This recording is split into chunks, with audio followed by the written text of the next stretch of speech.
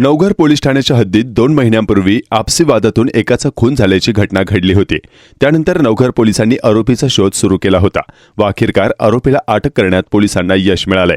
आरोपी करीम उल्ला खानला पश्चिम बंगाल येथून पोलिसांनी अटक केली आहे। किरकोळ वादातून भांडण झाल्यानं त्याला मारल्याचं आरोपीने पोलिसांना सांगितलं आहे।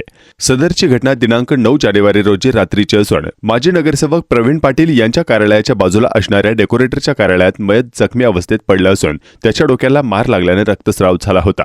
त्याला उपचाराकरता रुग्णालयात दाखल करण्यात आलं होतं। उपचारादरम्यान 4 दिवसांनी त्याचा मृत्यू झाला।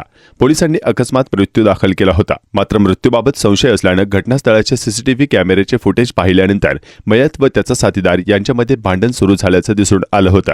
पोलिसांनी त्या अनुषंगाने हत्येचा मुख्य आरोपी यांचा तपास सुरू केला व त्याला पश्चिम बंगाल येथून अटक केली।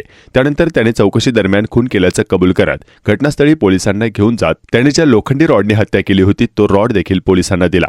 मयत व त्याचा मित्र दोघेही इसम हे आरके डेकोरेटर्स गोडाऊनमध्ये जात असताना दिसून येत होते। त्यानंतर इसम नामे करीम उल्ला खान हा पहाटे 5 वाजण्याच्या सुमारास एकटाच त्याची बॅग घेऊन बाहेर जात असताना दिसून येत आहे।